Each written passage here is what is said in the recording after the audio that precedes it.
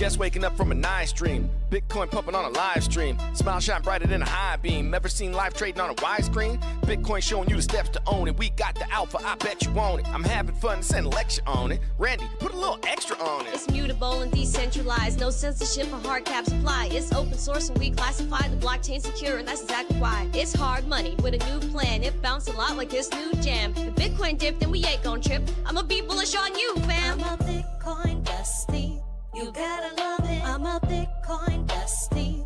You gotta love it. I'm a Bitcoin bestie. You gotta love it. I'm a Bitcoin bestie. You gotta love it. I'm a Bitcoin bestie. You gotta love it. I'm a Bitcoin bestie. You gotta love it. I'm a Bitcoin bestie. You gotta love it. I'm a Bitcoin bestie. You gotta love it.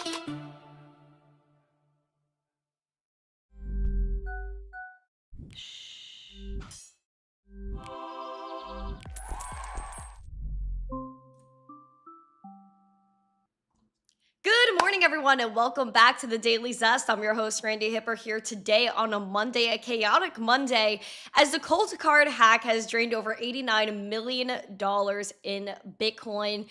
This was one of the most interesting events to ever take place in the history of the Bitcoin and crypto space.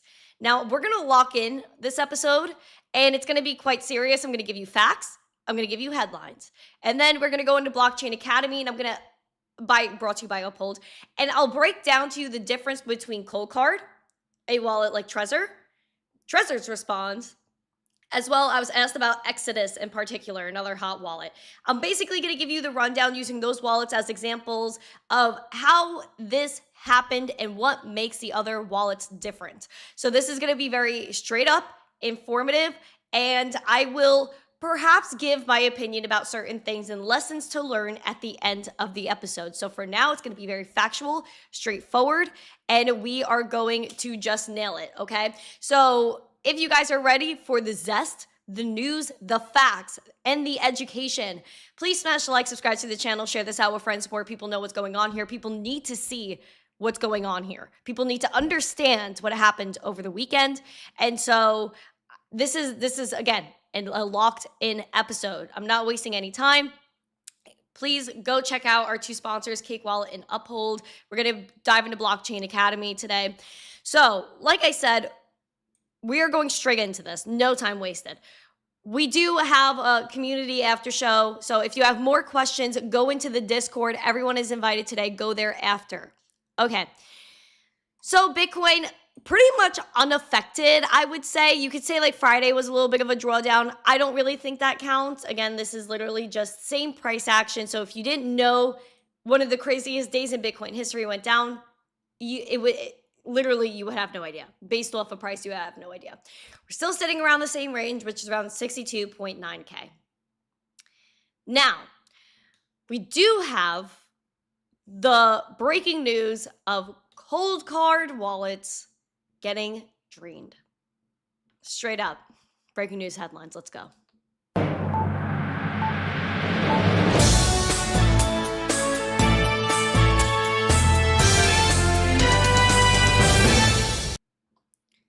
So, over the weekend, basically Friday-ish, Thursday going into Friday, I believe technically is the timeline, there was a wallet that a lot of different people were promoting because it was a Bitcoin-only wallet. And that's factual. And the cabal was disappointed this weekend, and it took a lot of people down with them. And this is just crazy to me. That Coldcard had a security vulnerability. Again, if you have a Coldcard and you still have your Bitcoin on it, get it off ASAP. Get a new wallet. Just get Cake Wallet for now. New seed, throw it in there, okay? Again, I will teach you what your next steps are as well. Sticking with headlines first. I have to keep myself on track here because this is spicy. So basically, there was a flaw with Coldcard. It was a 5-year flaw. And I saw receipts of people going on Reddit years ago pointing out this exact flaw. And essentially, they were blocked by the Coldcard team. And ego clearly got in the way here. And so Kraken security chief actually made interesting statements in relation to this. And we're going to go straight to that post. Essentially, they were just saying that what happened was actually simpler than you would have thought. Actually simpler than you would have thought. Hold on. Is this loading? Okay. So basically, this is, again, from Nick from Kraken, Chief Security Officer at Kraken. You can see in his bio right there. He said in March of 2021, a Coldcard moved, well, their whole system, basically, their software, their firmware, moved to a new library for their Bitcoin math, but it quietly changed which random number generator your seed code, basically your password, is derived from. A safety check that would have caught the swap was written slightly wrong, so it never fired. So basically, they built out this code, then they just didn't do their security check correct. Meanwhile, again, people were pointing this out from day one, and the two versions of the function, looked identical from the outside, and the build picked the wrong one without complaint, which is not factual. People have been complaining about it. So basically, that goes back into the trust but verify, but that's not for everybody, okay? Like, we're supposed to be welcoming people into this space, easy, just telling them for years, you get this wallet, you're going to be given 12 to 24 random words, and you're safe from there. So basically, what happened here was the fact that when you used Coldcard specifically to generate your seed phrases or your seed, then that was messed up. And so people were able to basically go from behind and take those seeds and recreate a Bitcoin address, and then they were able to move funds. They say that this was undetected for 5 years. That I don't like that narrative that's coming out because it's simply not true. And if you really want to understand the type of people that were behind this, someone named NVK was really behind Coldcard and QuinnKite. And if you look at NVK, his X account, again, clearly Bitcoin maximalists. You guys have probably seen this username somewhere. And so this is the guy going and actually attacking everyone else at the same time. However, even the guy from Foundation, the co-founder and CEO, good guy, by the way, from Foundation, a hardware wallet, literally said that this guy is deleting posts from 2020 to try to clean up the history. He said, screenshot while you can. They will all be gone soon. Like, literally, just deleting posts. Straight up deleting posts. Like, that is crazy. That is crazy. Again, this is factual, not opinion. Factual, not opinion.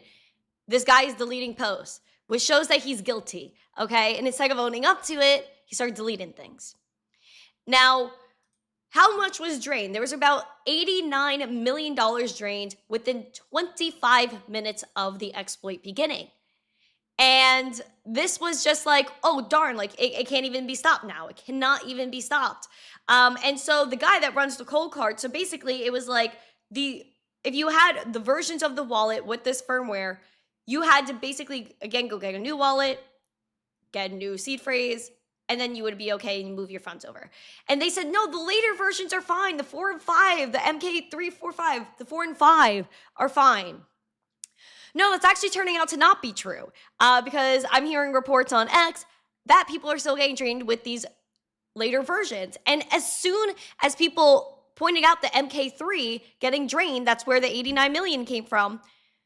Oh, they're like, no, but don't worry. The later cold cards are fine. There was like this massive swarm of Bitcoin influencers that were telling you, again, this is factual, and you can look at a bunch of their accounts saying, hey guys, don't worry, bro. We're still gonna defend this guy and you're fine. It's just that one wallet. Red flag. And then when people start saying, oh, we're just gonna ditch Coldcard. Why would you do that? That's such a crazy statement. I'm standing with them. Ooh, that just doesn't look right. It doesn't look right. But that's, again, factual. Factual, that's what happened. And apparently now, the wallet losses from Coldcard might actually surpass or get to about $114 million as the fourth sweep is emerging. Look at this. Again, this isn't me saying my opinion. This is factual headline here.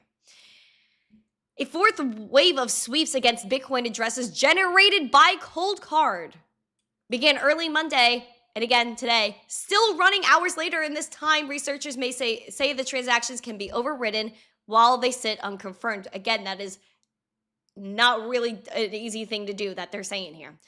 Alex Thorne, head of firm-wide research at Galaxy, flagged the active wave and said the attackers opted into replace by fee, which is a Bitcoin feature that lets a pending transaction be overwritten by a later one paying a higher fee.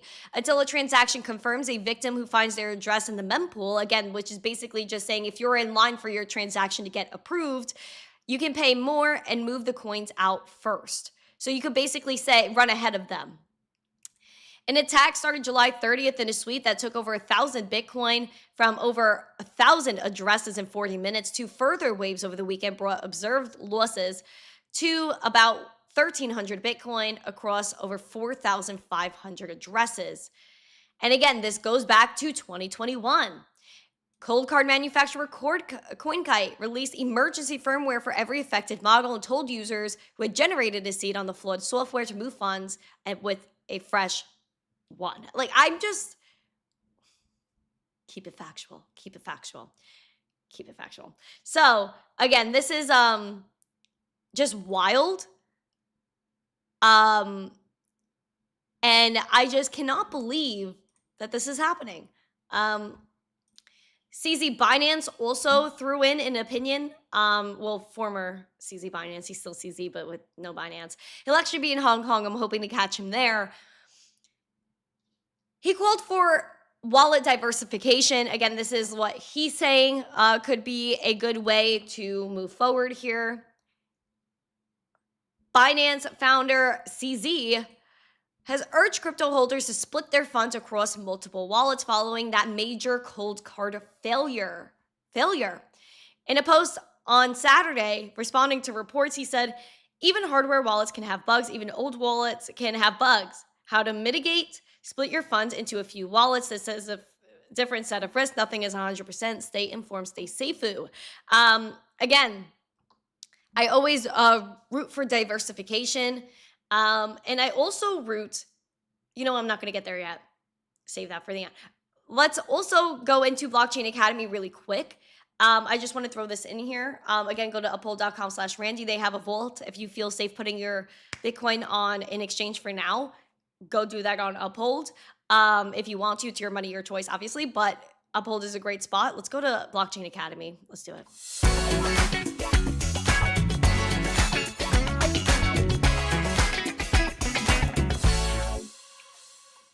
So, welcome to Blockchain Academy. What exactly happened here? And what are the differences between Trezor and an app like Exodus, which someone specifically asked me about, so I generated this before the show to kind of lay it out easier for you.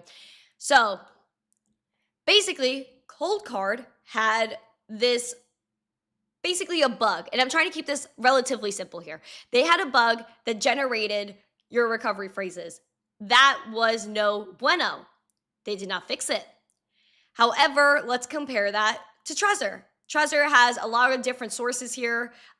Basically, they have a lot of more secure elements that are more like, the randomness from your seed phrases, right? Those random words comes from the device, your computer, and secure chips that are on their newer model. So, of course, we love the Safe 7 as well. Now, Trezor does not have that bug that Coldcard has. Why? From what I understand, Coldcard basically took Trezor's code, because remember, Trezor is actually the OG. They are the ones that created the standard that a bunch of these people follow. And because their stuff is open source, a company like Coldcard and that guy literally just took Trezor's code, added their own boopity doops in there, and then made Coldcard. And so what they did obviously was not correct. And so that's on them, obviously. but they basically, the way your random words are generated are a lot weaker on Coldcard than Trezor. Again, Trezor had it right from day one. Now, they had, again, their coding error. They took the open source code, as it says right here under the take flaw column here. Oh, now you can see my mouse. So basically, the open source that Trezor put out, because they're OG, so the code, the building blocks that Trezor put out, they took it and also messed it up, which led to the drain. So basically, Trezor does not have the same thing that Coldcard has, therefore they are safe. Now, also, we could see at Coldcard, they were talking about dice and rolling dice. I think that's a little too complicated to touch here. But essentially, if you look at what exactly that is, it's great to, like, again, do a lot of research on this if you're really, like, trying to nerd out here. But I think a lot of people just need to, they need to just look at companies, who they are, and who's behind them. And I think it's just crazy. So basically, Coldcard, if you're going to look at what dice are, right? And I have notes like kind of all around my desk that I'm taking from right now. When you set up a Coldcard, right, this bad wallet, you can basically roll a dice like you would in real life when you're playing a game. So basically, the more you roll it, the more unique your security becomes. However, this did not really occur the correct way on Coldcard. And they're like, oh, but no, you're supposed to roll dice and da-da-da-da-da. No, like, what are we doing here? You should not, like, have people going down entropy and learning about entropy. Like, people shouldn't have to know about this, okay? That's the whole freaking point, Coldcard. That was the whole point. And so what basically people are recommending now is to go ahead and create a passphrase basically on top of your password already that's generated. People are saying to add a passphrase and basically to have multi-sig. What is multi-sig? Basically having a bunch of different wallets, at least 3 of them, and you need at least 2 out of 3 signatures to be able to send money out. So people are saying that is something to protect yourself again, but when it worries me when something fundamentally like Coldcard is so broken, and I think even just going for multi-sig just sounds a little ridiculous, okay? So basically Coldcard knew they messed up big time. Exodus and any hot wallet which is an app on your phone without the offline device like Trezor. If you go and use something like Exodus, if you go and use a hot wallet, it's hot, right? So anybody that is able to get access to your phone could get access to the seed, your strong password, and just extract. That goes for the same as someone hacks your iCloud. They basically have access to everything else too. So that's basic internet safety here. And so what does Exodus rely on? Again, because that's the example asked for in the Discord. What is Exodus basically relying on to build their sources, basically, their seed? So Trezor is using the host computer, your secure elements, the device, everything together, right? Versus something like hot wallets or Exodus that is just relying on your phone and your computer security rather than dedicated hardware. That's why cold storage is better, because it's offline, it's cold, versus something that's hot. That is, again, basic internet activity there. So is Exodus impacted by this? No. Basically, what you're going to do is just never share your recovery phrases. Never share your seed. That's basic crypto knowledge. That's basic everything knowledge. Like, you wouldn't give your social security number out. Same thing here. So really, the whole problem stems from how your strong password, your seed phrases, were generated. That is your main problem here. And Coldcard, again, just has been completely negligent, and that is factual, of that since 2021. Trezor has a response, and they put this up as well. It's actually great to see that Uphold is actually partnered in different ways with Trezor, 2 great companies. Now, Trezor, if you even want to go buy a Trezor, it's 20% off until August 6th. They actually, I'm not sure if they're going to extend this, but go and get the Trezor Safe 7, besties. Go and grab it. Go and grab it. It's 20% off. Everything's 20% off this whole week. So Trezor.io, go check it out. Again, if you want to put your crypto in a vault, there are some exchanges that offer that. Specifically, Uphold does. So please go to uphold.com/Randy. So yeah. Now, Ray's doing well. You have no wallet or financial apps on your phone. That's the way to go. That's the way to go. It's the way to go. And so I think that's very important, okay? Yeah, why? That's a good question. Like, why did they go and change that? I don't know why they went and changed that. So yeah, you just have to have layers of protection. And again, that kind of goes for anything that you're doing on the internet. And so this is why, again, I wanted to really lay everything out super clear. Because I know a lot of you in the Discord were probably following along conversations that we were having in there, specifically with Paul from Uphold, the chief product officer. He's very smart, as you guys can tell. And so he's been in the chat all weekend answering questions for you guys, which I thought was very sweet, because he's a very smart, busy man. Anyways, hopefully I could get him on this podcast and maybe he could drop a little 10-minute word of knowledge here. So, in addition, what are things we're going to take away from this, okay? And I really want to choose my words, like, so wisely here. What are the takeaways from the cold card madness? Lessons to learn is 1. If you see the founder has an ego, maybe ditch it. Maybe ditch it. Number 2, who is long-standing? Who is actually promoting the product? Is this somebody that knows how to use self-custody? Because I've seen over the weekend that people that were in this cabal and promoting Coldcard, again, you can't even blame a lot of them for not knowing, because like it's not their job to know. It's just like in the makeup industry, when people are promoting makeup and people end up having, like, let's say, an adverse reaction to the makeup, it's not the content creator's fault, okay? It's not their fault. However, you should listen to people that actually understand what they're promoting, right? There was somebody I saw that had a cold card and tweeted, hey, I don't even know what this is. I don't even know how to take my money off. Please help me. And then they're trying to promote another wallet when they don't even understand how to work self-custody to begin with. Which was shocking to me. Shocking.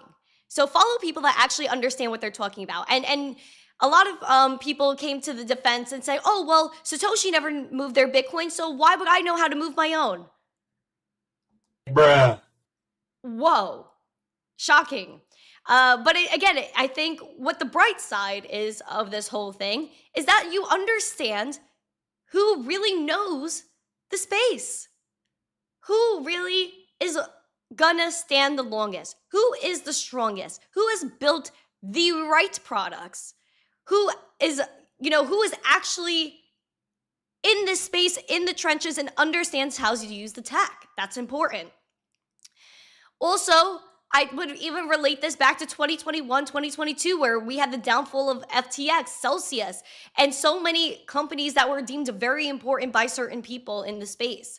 And I would remind you that even in this cold card incident, there's people that make up a smaller amount of the space, but are very loud. And that's why you hear them the most. So people like Trezor have been working from day one, and they still have it right. Even their OG wallets still have it right, which I'm very grateful for. So learn who's behind things, who is promoting them, who you're following is very important, especially in crypto.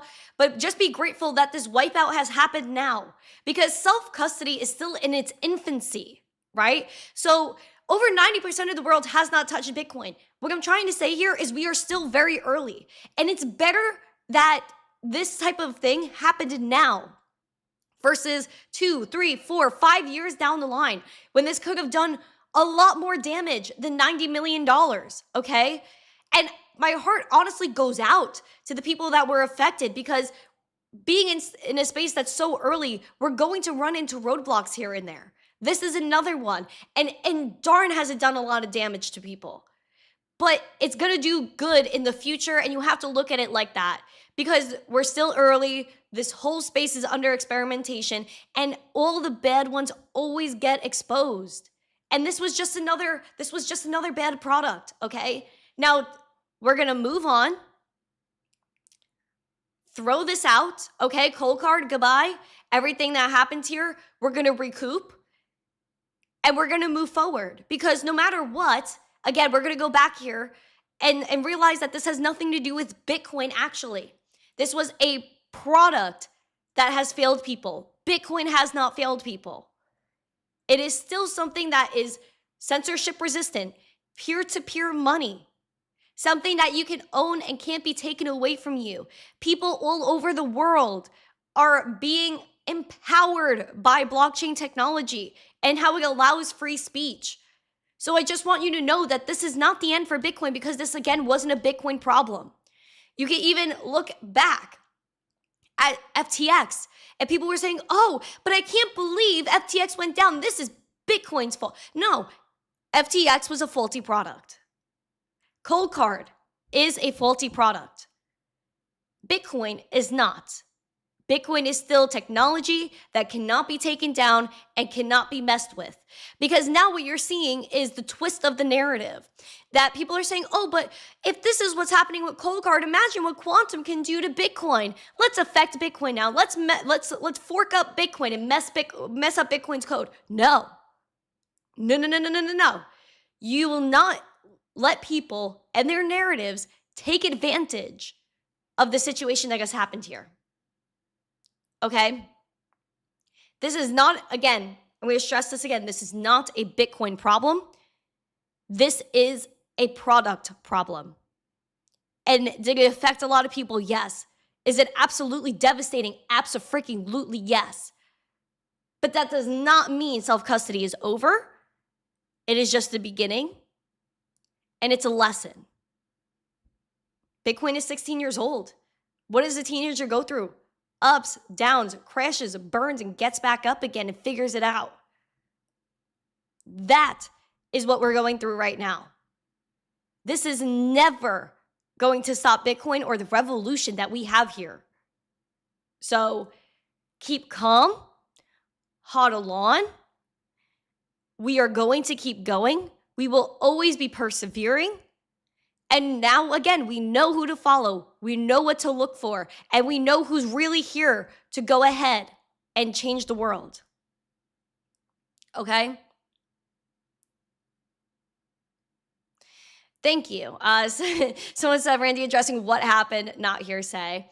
I do my best, okay? Like, I really wanted, like, I meditated on this episode. I prayed before this episode that I just wanted to say the right things for you guys and lay this out in the most clear and direct way possible. And just to let you know, and I'm not saying, and I don't want people to say, oh, Randi's trying to be a cheerleader. Because I do understand what happened here. I do understand how damning this was for people. And I don't want to ignore that. But I'm just telling you that this space is trial and error, just like everything else, just like every other technology, okay? It's easier said than done, absolutely. So I'm not here to just give you hopium. I told you what the reality was, but I'm also telling you the truth. And that's like saying overall, we are not done. It is not over. We are just getting started. And we have to keep pushing, keep learning. And don't let other people take you down or psych you out, because this is what happened in the trenches of 2021 and 2022. But that's why we started the Daily Zest at that time. When Bitcoin was at its lows, that's why we started the Daily Zest at that time. Because I wanted to tell people what the reality was, and that Bitcoin is not over. They're bad products, not bad people, and not bad tech. So, with that, I thank you guys. And if you guys are just tuning in and you want to understand what happened with Coldcard, you want to understand the responses from essential people in the community, and you want to know how this carries forward, please go rewind. And again, if you have not yet, please go ahead. And if you have a Coldcard and you still have your crypto, go run and get your Trezor, or just download Cake Wallet for right now if you're waiting for your next cold storage, generate a new wallet completely and move your crypto now. Move your Bitcoin now because it's a Bitcoin only thing. So take my advice. Again, take it or leave it. I just wanted to give you the facts and what actually happened here. Flatmax says seems like an inside job. It very well could have been. Because again, people knew about this exploit for 5 years. It was on Reddit for 5 years, and someone was waiting to strike here. So they want to use this as an excuse to tell you AI is going to kill Bitcoin. They're going to try to tell you that this is the end of self-custody. They're going to try and tell you that this is why you own Bitcoin ETFs. This is why you have to just let the banks step in. But people also have short memories, and they don't remember the 5 bank failures we had in 2023, where people were waiting outside the banks to get their money. That is still a risk. So the banks aren't safe, and self-custody in crypto is a lot safer. Again, this was one portion of the self-custody space. And so when you do take self-custody, again, this is a risk, just like everything else. Putting your money in the bank is a risk, although people might not see it that way until they're affected themselves.